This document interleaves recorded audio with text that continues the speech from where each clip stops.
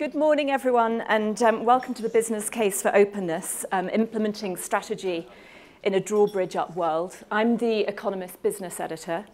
We wrote in 2016 that the political divide that matters now is not the old one, less the old one between left and right, but rather the divide between people and politicians that want to keep their countries open to the world versus those that want them to be closed, that want to bring the drawbridges up.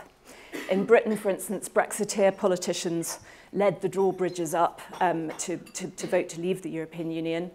Donald Trump, of course, emphasizes America first rather than globalism. All of this has an impact on business. First of all, companies worry about the effect on sales and profits of, for instance, much lower levels of cross-border trade or sharply curtailed immigration. And they're also asking more intensely than ever before how companies can help societies sustain openness by paying more attention, perhaps, to a wider range of stakeholders than they have in the past, rather than perhaps simply shareholders alone.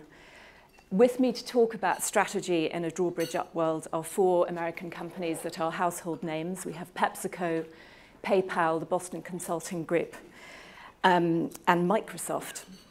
And first of all, I've got a little bit of housekeeping before we get into the main session. In case you need it, Wi-Fi details are all around us on the tables and hopefully on the screen there as well.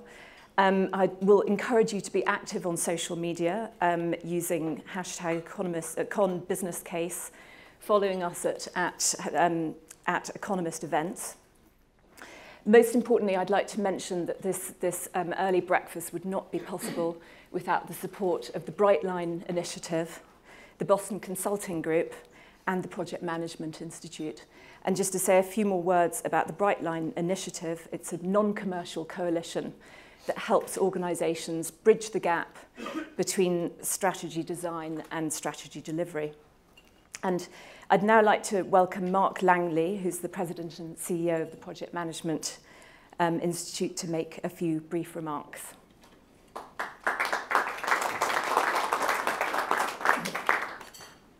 Thank you. It's a pleasure to be here in Davos and representing Project Management Institute. I was thinking about the event and the topic of implementing strategy. So consider this. Research has shown that every 20 seconds, $1 million is wasted due to poor implementation of strategy. So just today, billions will be lost. And in a year, $2 trillion will be lost due to poor implementation. That's nearly the GDP of Brazil. So it's an important issue and one that keeps all of us up at night.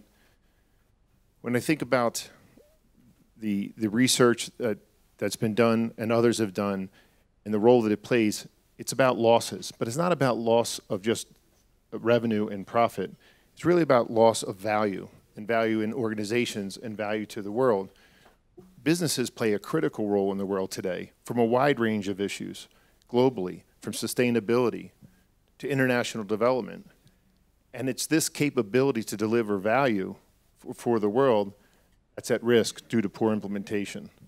That's why PMI was thrilled to partner with Boston Consulting Group and others to form the Brightline Initiative, which is laser focused on closing that gap between the design of strategy and the delivery of strategy, because so much is at risk and so much value is being destroyed due to poor performance. Brightline is a coalition. It does its own extensive research. And we've identified in that research that 20% of strategic initiatives fail due to poor implementation. Again, massive value at risk and for loss. So it's important for us as an institute and as an initiative to help draw a bright line, laser focus on closing that gap. We know it's difficult to actually take an idea, put it on paper, and then make it happen in reality. I heard one executive say before that a wish is not a strategy. We know that the dreamers, those that create strategy, need dream weavers to implement strategy. And finding that connection in an organization and providing the resources and alignment in the organization to deliver ultimately on strategy on a consistent basis is really the focus of the Brightline initiative, closing that gap between strategy developed and strategy delivered in all organizations, private, public, NGOs, because we're all capable of delivering so much more value. Sometimes, as an organization, PMI focuses on finding excellence in the profession. But oftentimes, the best way to find excellence is to point to examples. So I'm excited to hear from the panelists today and their organizations and their experience in implementing strategy in a Drawbridge-Up world, because there's never been a greater need than today for openness and engagement. How organizations can do that, ultimately deliver on strategy, is an important lesson for all of us to listen to today. So I'm grateful again, thrilled to be here, and welcome.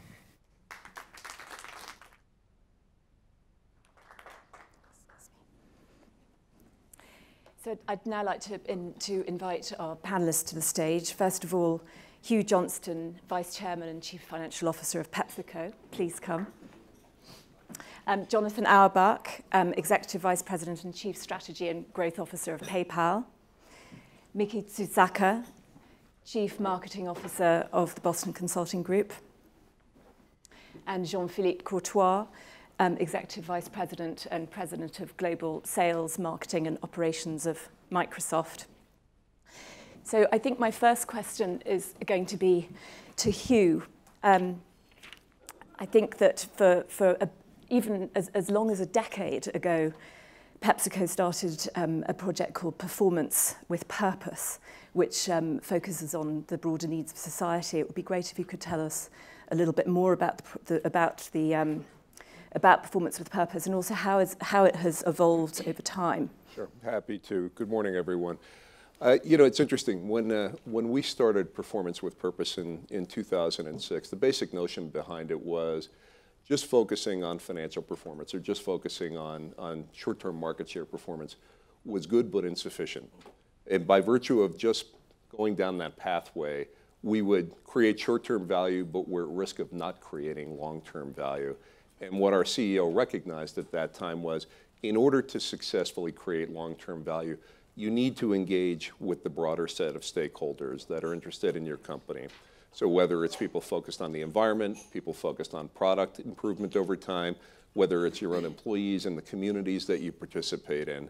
So she launched this notion called Performance with Purpose that was focused on three things. We simply called it products, planet, and people, and had specific metrics around each of those characteristics that we said we would commit to delivering by a certain date improvements in the product portfolio, whether it would be reduced salt, reduced sugar, reduced fat, improvements in the planet around reduced packaging, reduced carbon footprint, and with people, improving the lives. In particular, we focused on women and enabling women in developing and emerging markets to actually have better lives through education, through workforce training, to enable them to become more successful. And by virtue of them doing that, it actually creates a better business environment for us as a company. So we were at that since 2006.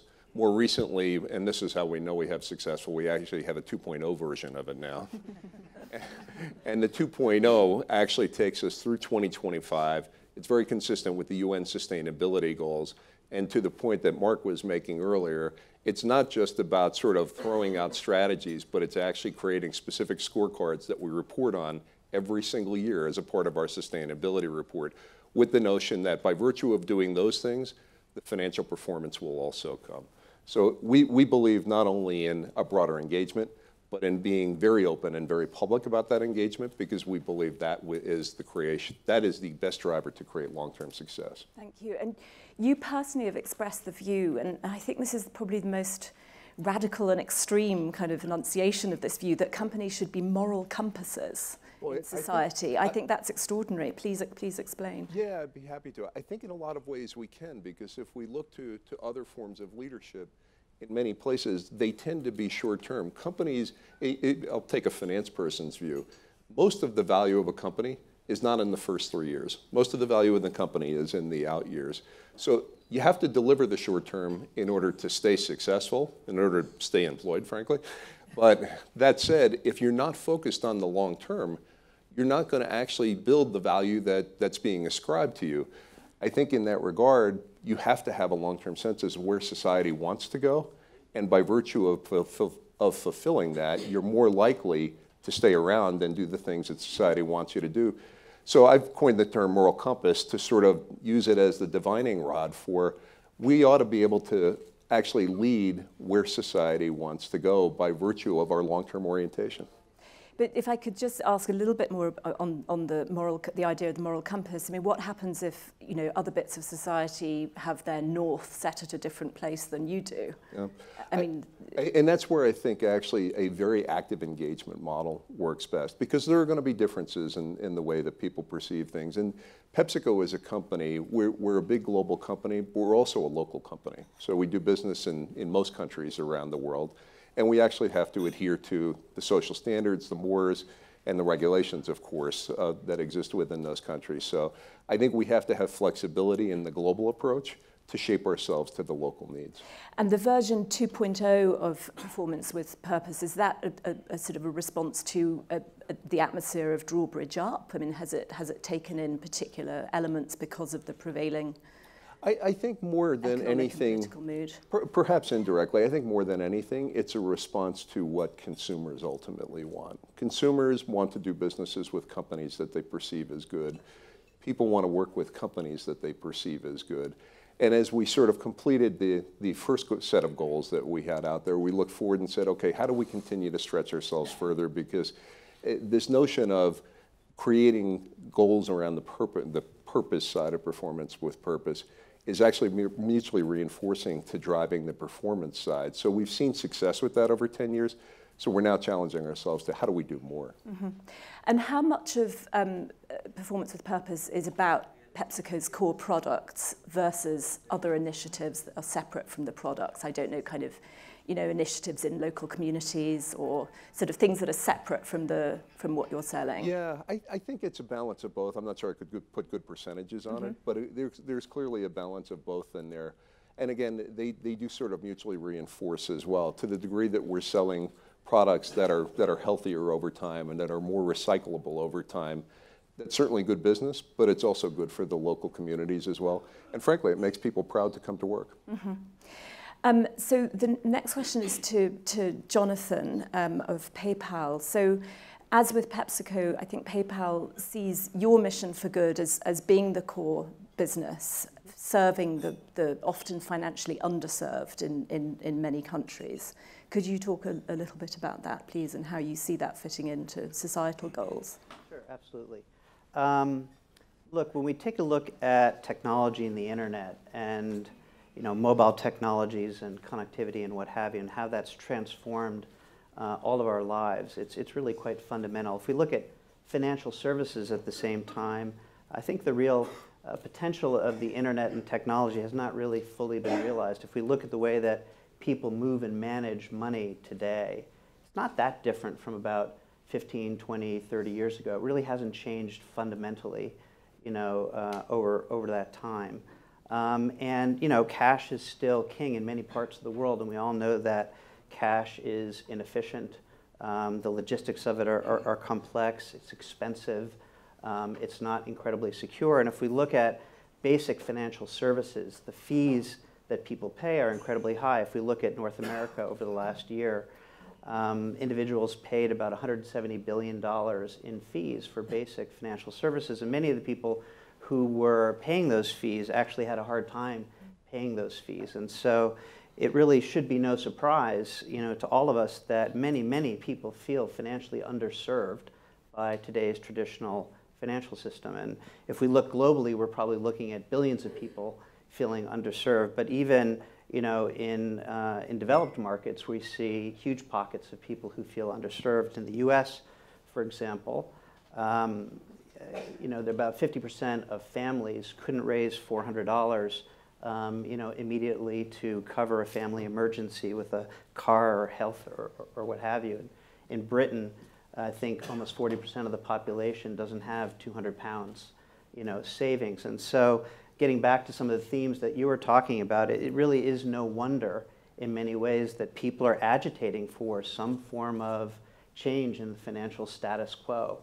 And PayPal has really decided to sort of, make this societal issue core, to our mission and to our strategy as a company overall. We're trying to leverage our global platforms to do a couple of things. I mean, our mission overall is to democratize financial services, but really trying to do two things. One is to connect 200 million consumers with 18 million merchants safely and securely in whatever context they want to connect, be it online or mobile or in-app or in any context, and often across, to the points that you were talking about before, across geographies. Cross-border trade is an enormous part of it, so helping SMBs is absolutely core. We also want to use our platforms to help individuals move and manage money much more cost effectively than they're able to do today, to be much more inclusive in terms of bringing people into the financial system. And frankly, we'd like to go beyond that. We'd like to work with individuals and companies to give them the tools to actually not only be included in the financial system, but to actually enhance their financial life. And we often do that in partnerships with other financial service companies or tech leaders or what have you. Now, to the point of how does that fit in a world, in a drawbridge world, or in a world where there are themes where things are trying to close down, or we're all living within that context. What we're finding is, as we're sitting down with partners, leading companies in financial services, or tech leaders, or governments, or regulators, or nonprofit organizations, and we're looking at trying to solve the fundamental issues of the billions of people who are underserved, we see a lot of commonality of purpose, right? And that allows us to really align ourselves and work in partnership to try to really fundamentally address those needs. That's why over the last 2 years, we've done 25 different partnerships with, again, some of the financial service leaders like Visa and MasterCard, and leading banks and tech leaders like Microsoft or Google or Facebook or others, but also in partnership with governments and nonprofits. So would you say that in a sense, PayPal sort of serves the left behind in some sense, and also many millions of SMEs around the world? So it is a core part of our strategy to increasingly serve those that feel underserved by traditional financial institutions, and certainly it's a absolutely core part of our strategy to serve SMBs and to support them with cross-border trade. Fascinating, thank you. Mickey, at the Boston Consulting Group, I know that you've recently put out some research showing that for companies doing good for society and doing well for themselves in terms of results is not a trade-off. I'd love to hear a bit more about that research. Sure, thank you, Tamsin. So indeed, when we looked across the world in terms of the correlation between total shareholder returns, which we've been writing about for years, for as long as I can remember, versus a concept we call total societal impact, TSI, the good news is there was a correlation, although you pointed out that that was a correlation and not a causality, so we can talk a little bit about that. But indeed, if we look across sectors, whether it's consumer, retail financial services, oil and gas, you can imagine each sector has different behaviors in terms of how that goodness connects to performance. But we've seen a close to 20-point TSR advantage for oil and gas, I think about 11 or 12 points in CPG. And in terms of margin as well, across sectors, about 10, 12 points. So that is definite money on the table that I think corporations can go after. But as you rightly pointed out, this notion around performance with purpose, I remember Inder talking about it over a decade ago when I was based in the States. It does take a long time. I think, Tamsin, you had asked me, is this a short-term or a long-term thing? How do different investors react? And in fact, for years, if you look at the investor community, there's a study done by the MIT Sloan School about looking at 4,000 companies over 8 years around, does this CSR thing matter? And it really didn't come out as vividly till about 2 years ago. So now the investors themselves are asking for it. So that would be one sort of headline point that I'd love to engage in. The second point, maybe building on what you said about, consumers want it. I think for most of us in the room, we're trying to hire people that are younger than us. So in terms of our talent and the next generation, this stuff really matters to the millennials and hopefully most of us in the room as well. And so if you look at the notion of corporate purpose and even corporate stewardship, this notion that we're doing something good for society and that is a corporate responsibility resonates very well. And again, looking at, I think, a 10-year study of looking at companies that have purpose that is clearly defined, that's not just a slogan on the annual report, but really live by it, and then connecting it to TSR, there was a 2x premium, which is even bigger than the correlations that I mentioned in our current TSI study. So happy to engage further, but those would be my 2 opening thoughts. Jean-Philippe, so I don't think Microsoft's particularly been a victim of the tech lash so far, which is excellent. But I mean, of course, you know, the products that you're developing, especially artificial intelligence, I mean, they really are vital for the health of societies going forward. But you personally, I think, believe that business leaders really do have a personal duty to try and do good as well as good business. Could you expand a little? Yeah, I think I'm very convinced, and not just me, I think at the core of our company, that doing good for a big but also a small business actually is not just a moral obligation. It's actually a great reward for a business to become an active participant to the positive economy. What I'm calling the positive economy is where you got businesses, NGOs, governments coming together and finding creative solutions to address the bigger needs of society. And there are some big ones, you know, outlined by the UN, obviously, by 2030.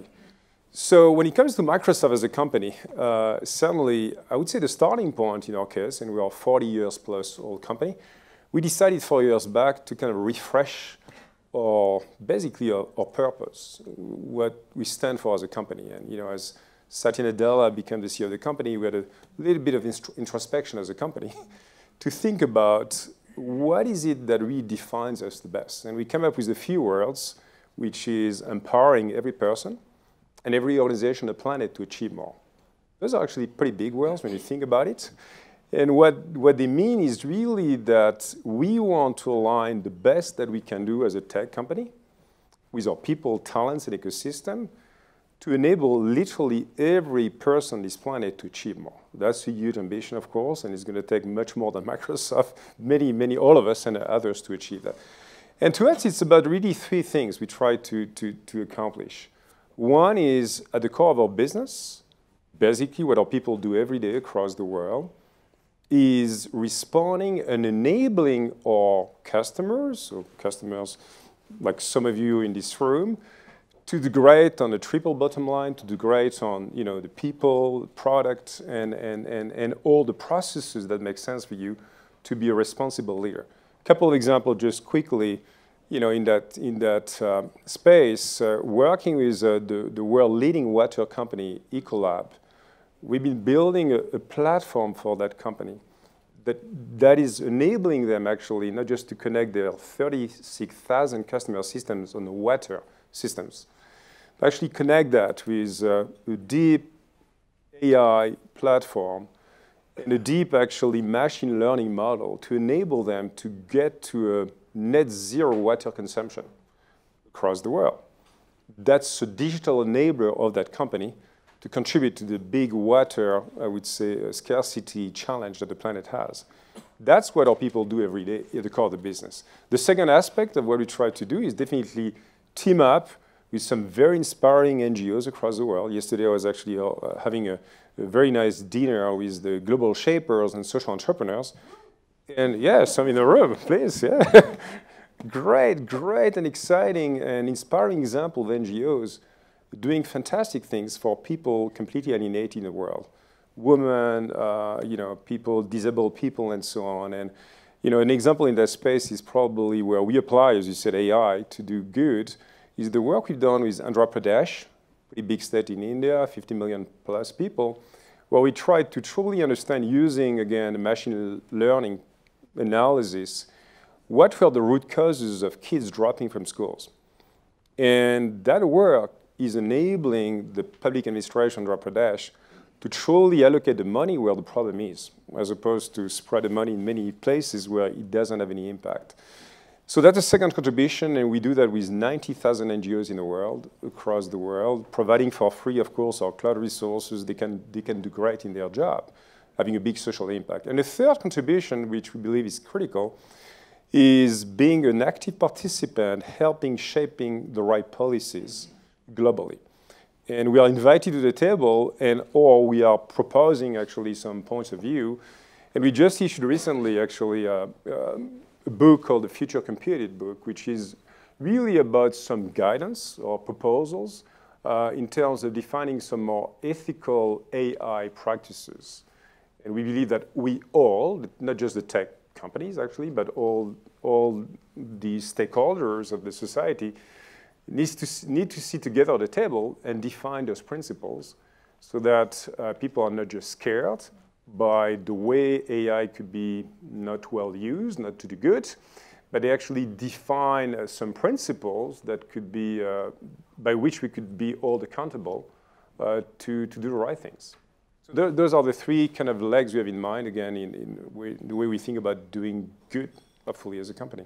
Jean-Philippe, could you also just say a little bit about the broadband project in rural America? Oh. I just think it really touches on perhaps some of the sort of the Drawbridge-Up voters, perhaps.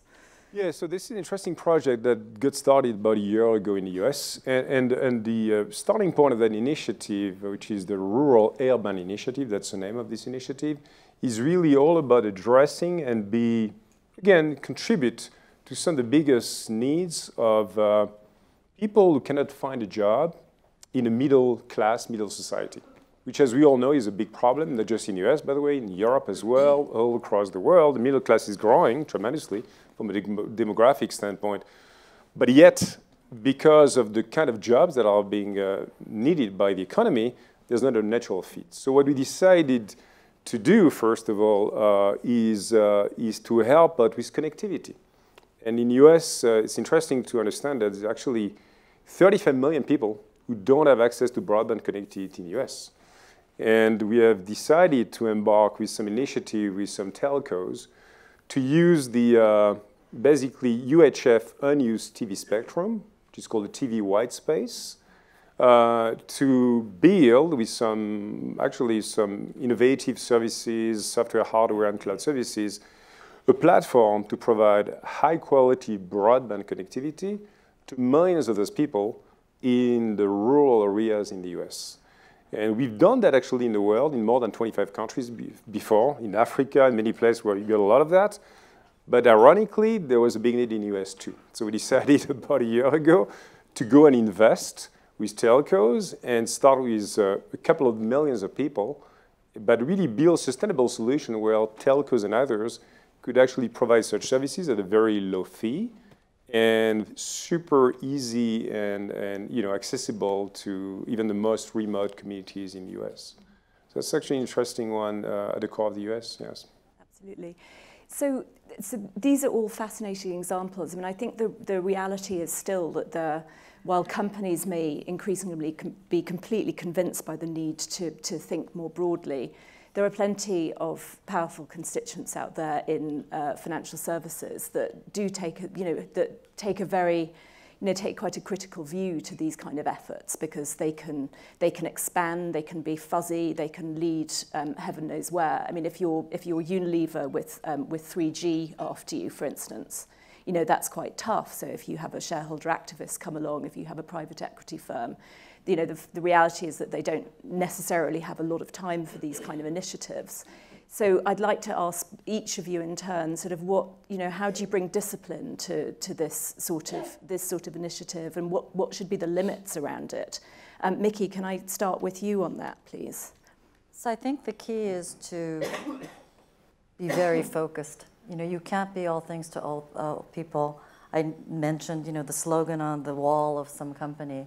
Those never survive the test of time. So I do think, as I think you mentioned earlier, and all the gentlemen on the panel, I think each corporation has a responsibility to stay focused on the core of what they intend to do and link it to business performance. It's not something out there that is unlinked.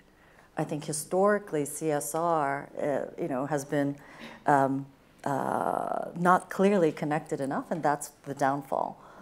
Regards short-term private equity mindset or investors, I do think that they will come after you, and they will be looking for the immediacy of return on cash and whatnot. But I do think that they too will understand that the surviving entity has to have a purpose, because that is what will guarantee the success of the future. So I think it is around having that short list of what you're focusing on doing.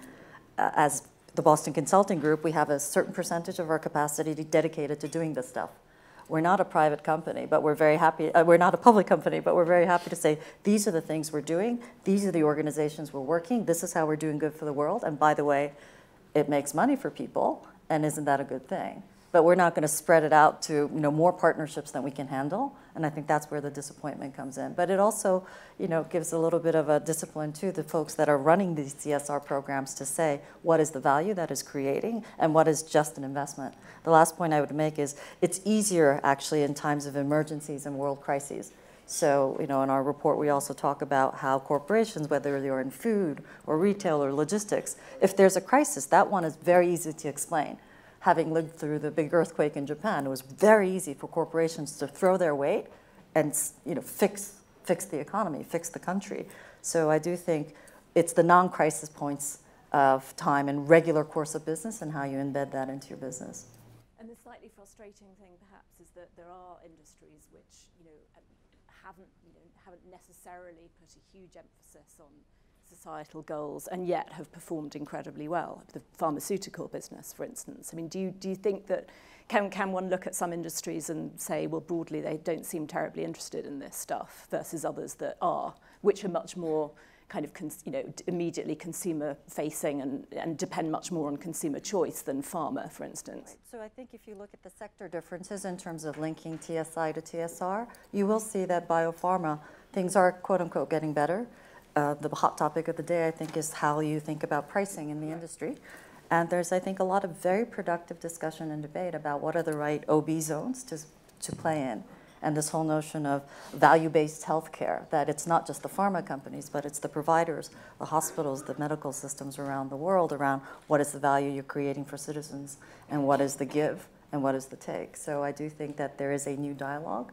And it's expected. I think any CEO in this room will have a question from their investors about this. So, Jonathan, you know, PayPal has the luxury of having this very much at the core. I mean, when you talk about doing good, you're talking about what PayPal does. And I think you use the word hobbies, perhaps, for some other companies' initiatives. Would you like to expand on that a little? The dangers of having a hobby that can then just fall by the wayside at some point. Right. So first of all, I like that answer a lot that you just gave in the framework, and that that it's absolutely essential that a social purpose is really at the center of companies' strategies. And at PayPal, I think we're a believer of it. I wouldn't necessarily call it a luxury. I would call it an affirmative choice that we've made. And it was an affirmative choice because at some point there's this debate. Is there a choice between doing good and doing well? And in our point of view, that really is a false choice, which is you actually have to do both if you're going to have successful, sustainable strategies going forward. So our decision to make a social purpose the center of our mission and link that with our strategy in and around democratizing financial services, we believe is it's great for all of our stakeholders.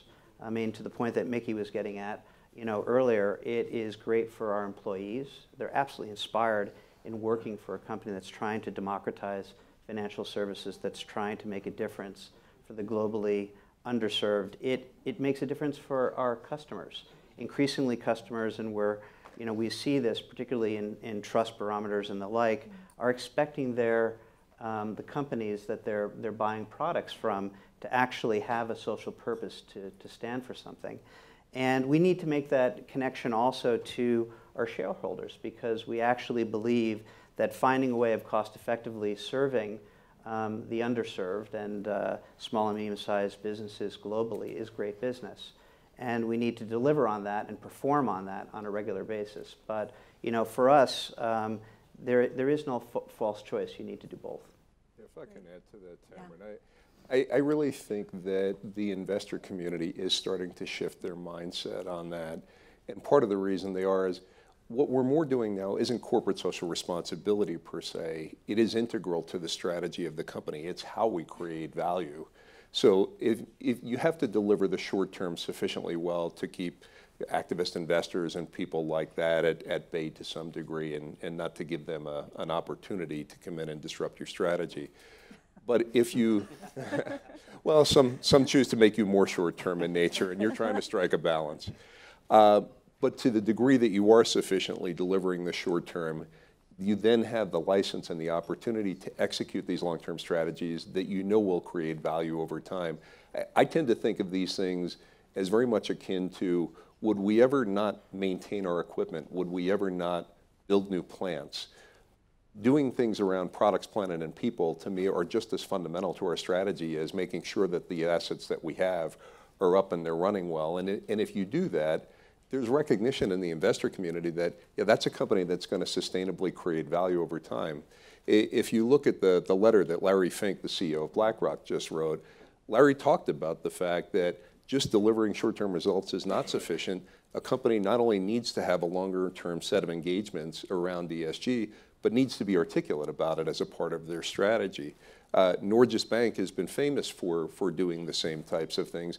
And now even recently, I guess JANA Partners has come out and called a question on Apple specifically around certain types of longer-term strategies. So I think the investor community, and I hate to sort of simplify the investor community because there's a million needs out there. There's so many investors.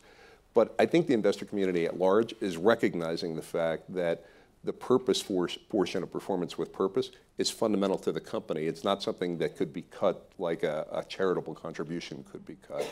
There's recognition that it matters. Have there been, with performance with purpose though, I mean, what are the pitfalls? Have there been some failures? Have there been some cases where something's got too fuzzy or ill-defined that you've had to stop? I mean, you've also said that companies should have a symbiotic relationship with communities, which I think really touches on the sort of Drawbridge-Up sentiment. I mean, if you can sustain communities, I think that's incredibly important. Right. But how far do you go? I mean, do you say we're never going to sack anyone, we're never going to move we're never going to shut a factory, we're never going to shut a plant, or I mean, no, what are the limits? Yeah, no, and I don't think you can set goals that way. You still have to let the economics of and the competitiveness of the industry drive your business strategic actions. That said, to the degree that you have to take certain actions, you need to do them in a humane a way as possible. So do people leave the company at times in a company of 260,000 people? Of course they do. Do we treat them very well on the way out in terms of retraining and helping them and trying to find other opportunities? We absolutely do that. So I think there's ways to sort of, again, converge while allowing for economic growth. You can't be stuck in one place.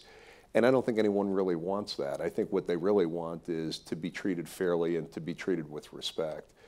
More broadly, I think individual initiatives that have occurred under the Performance with Purpose banner, I'm sure we've had some that haven't gone as well as others. But broadly, I think there's quite a bit of success. And part of the reason there's success is we measure these initiatives very, very clearly. I'll give you a brief example on that. And it gets to the fundamental of how we run the company. If someone comes forth with a capital expenditure, looking to build a plant or looking to build a warehouse, one of the screens that they have to pass through in order to get investment funding is what we call the sustainability screen. And it really is the elements of performance with purpose. If it fails on those fronts, even if it's a good financial return, the CapEx won't be funded. So we've gotten down to a very tactical level after 10 years of saying, no, these things are all integral to how we're going to run the business. We're not going to do a good financial thing that isn't good from a performance with purpose perspective. Mm-hmm. Great. So I'd like to slightly change the subject back to the theme of Drawbridge-Up and sort of what impact, if any, that has really had on your companies. I mean, we've got BCG and PepsiCo, both who've had sort of slight run-ins with Mr. Trump. And I think your CEO, Ms. Nui, got in trouble for sort of reaction to the election victory. So starting with you, Hugh, I mean, is this mood of greater nationalism, the threat of sort of, more blocks on cross-border movement of people and trade. I mean, is it something that is having any effect on the business or factoring in a significant way into strategy and decision making? At this point, the sort of recent moves in the political climate, whether it's the U.S. or what's happening in Western Europe or elsewhere, hasn't had a substantial impact on us. We tend to be a very locally driven company anyway. We don't move lots of things tremendously cross-border. Our biggest interest is in seeing good economic growth around the globe, because if that happens, consumers generally have money in their pocket and they like the convenience and the taste that we bring to their lives with the products that we sell. So to date, no. One would hope that we stay a relatively free trade world, and by virtue of having a relatively free trade world, we think generally that's going to benefit everyone. Jean-Philippe, can I put the same question to you?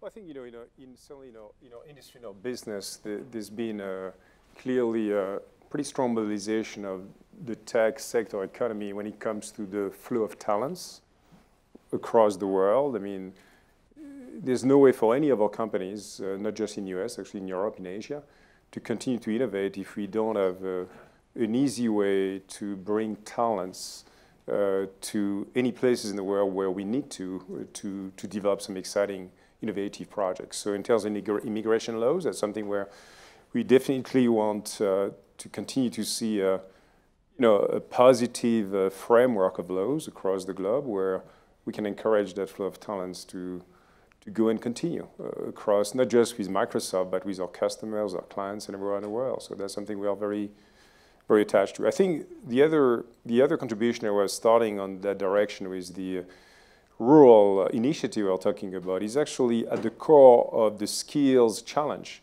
that you have not just in the US, but globally in the so-called, again, the middle of the society. And so recently, again, back in the US, we have decided to, not to ignore the problem, but to try to participate to a solution. And we've been teaming up with the Markle Foundation and a newly created NGO, Skillful, to basically go after the people who basically have a high school degree but didn't get into the college and who cannot find a job.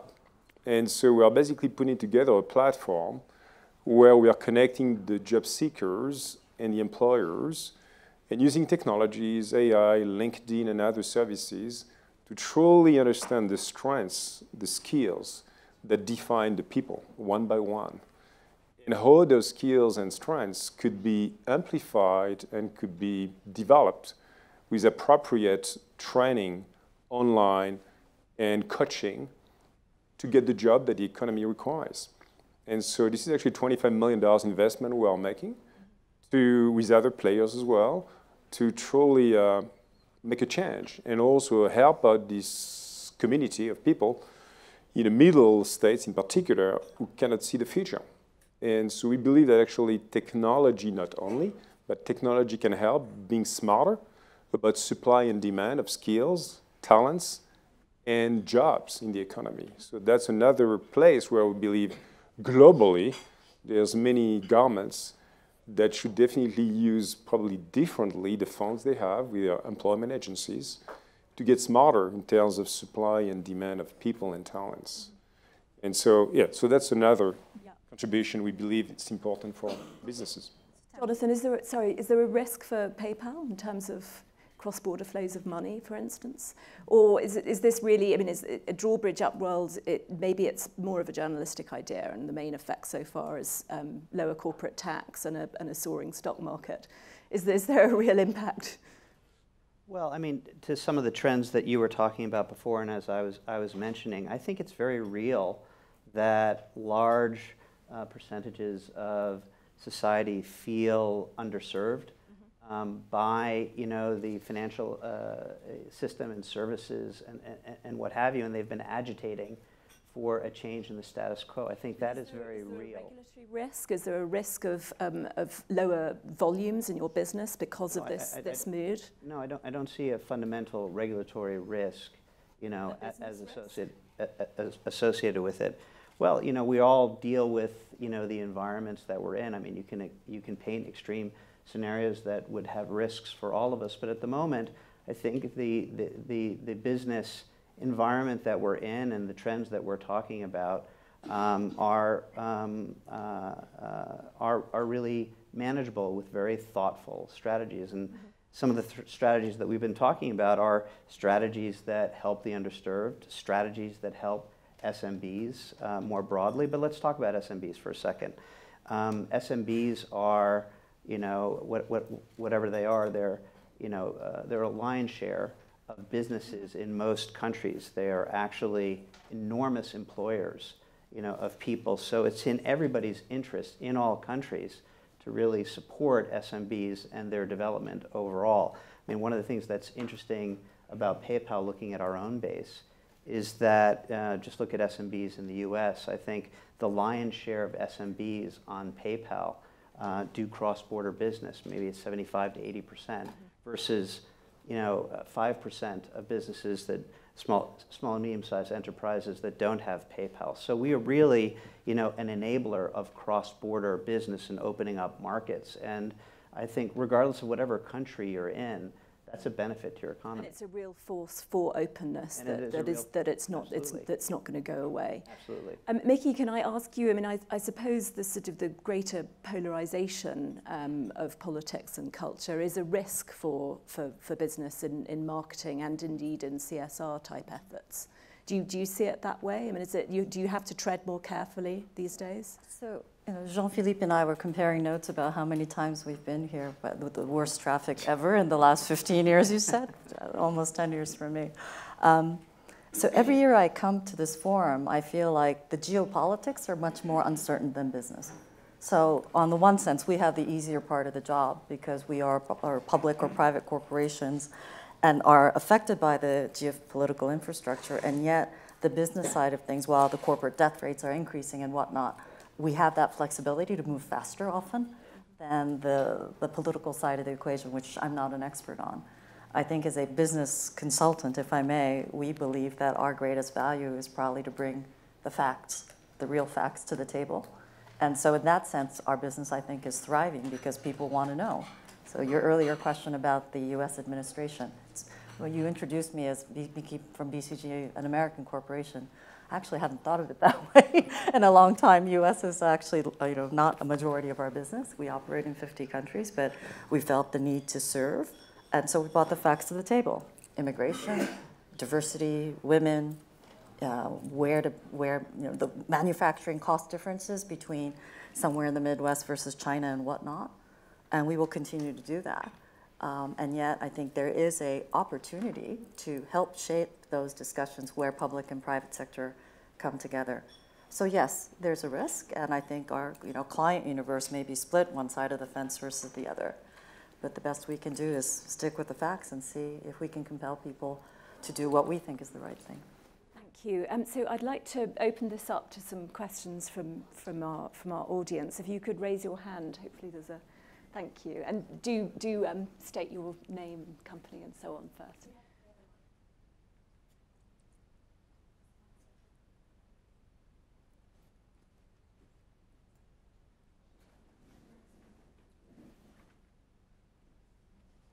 Thank you. I'm Elizabeth Rosiello. I'm the founder of BitPesa, the largest company in Africa using Bitcoin for cross-border payments. And for me, when I hear openness, I think of my sector, which is decentralization and open source APIs and open partnerships. And there's been some hesitance, especially in emerging markets, for bigger companies or companies moving in to really find a way to partner with these smaller companies or to really truly be open to scale. There's so much growth to be built. How would you do it without partnering with both the bottom of the pyramid or SMBs or micro SMBs? So how are the larger companies in the world or your companies looking to partner or looking to be more open, taking truly open models to do all the growth that's needed in some of these emerging markets? Thank you. We've got about 15 minutes left, so could I ask our panelists to be brief and to the point on this? Jean-Philippe, I think you might be very well placed to answer that question. I think it's a great question. Certainly, as a company, very briefly, we've been and we are very engaged in Africa, but beyond Africa, in three different ways. I mean, one is skills, so basically providing not just free, but digital skilling initiative to millions of students in Africa. 2 is really about access. I mentioned the White Space project in the US. It actually was born in Africa 4 or 5 years ago. And with that, we've been experimenting some great business models for small communities which actually don't have anything, which created SMBs and opportunities because of that connectivity. And the third one is innovation. You'll find more and more incredible entrepreneurship spirit in Africa. Actually all the way in Central, Western, North, and Southern Africa. And we participate in a number of innovation hubs and basically incubators where we try to provide, again, access to our broad cloud platform for entrepreneurs to do more. So that's kind of high level, the way we try to participate to this exciting momentum, actually, in Africa in terms of innovation and access. Thank you. Any other questions?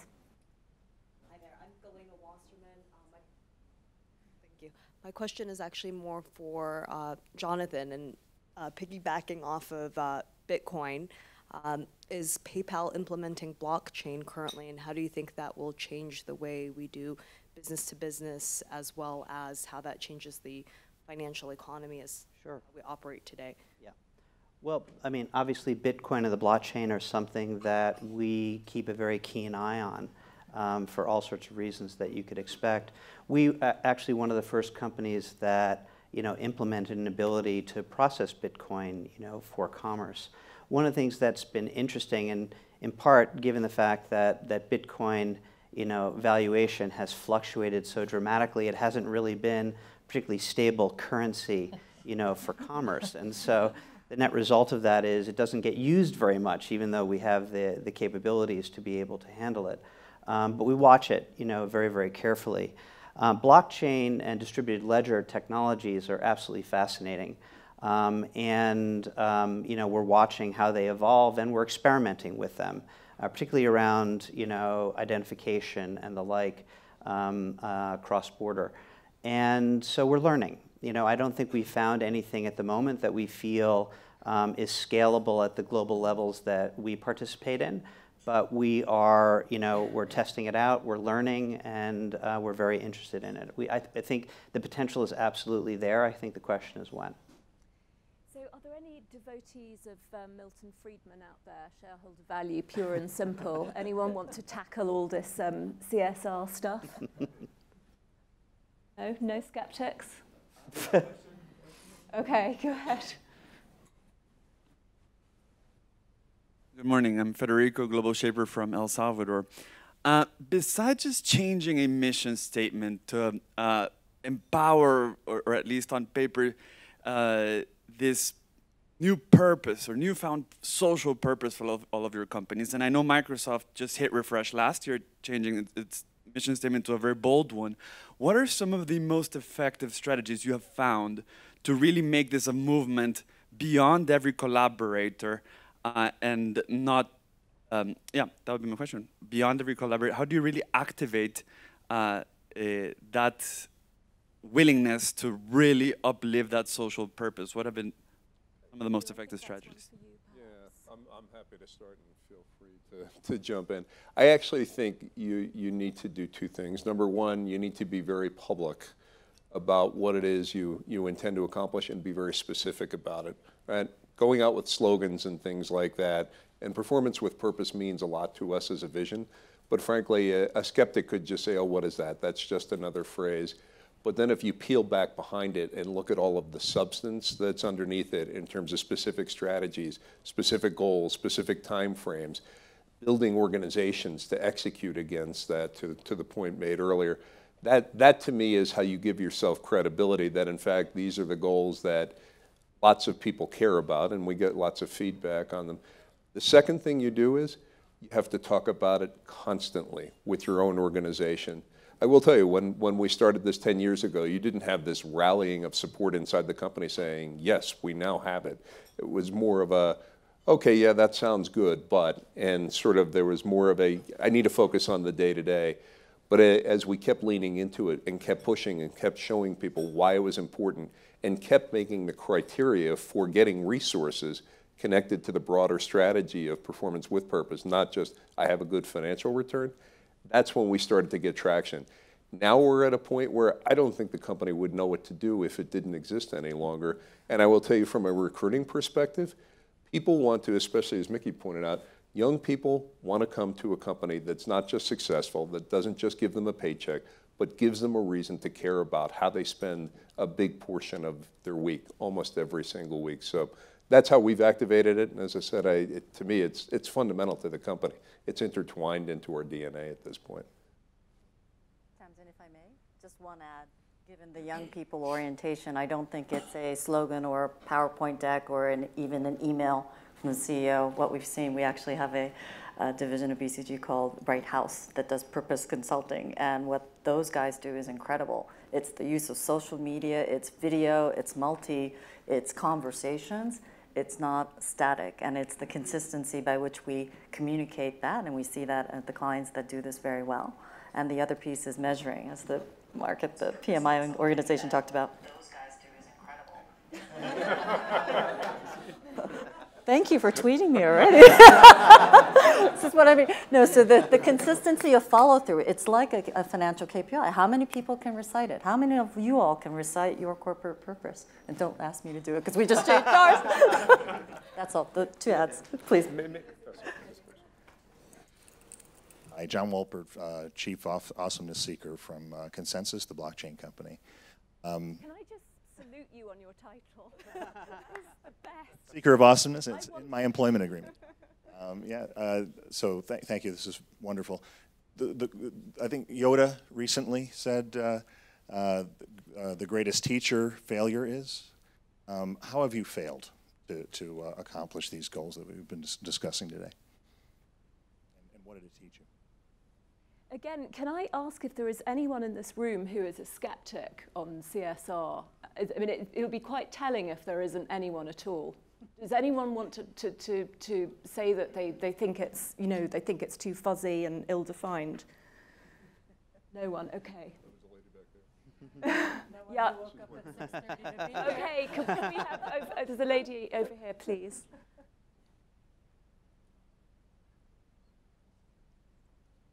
Lila Tretikov, CEO, Terawatt.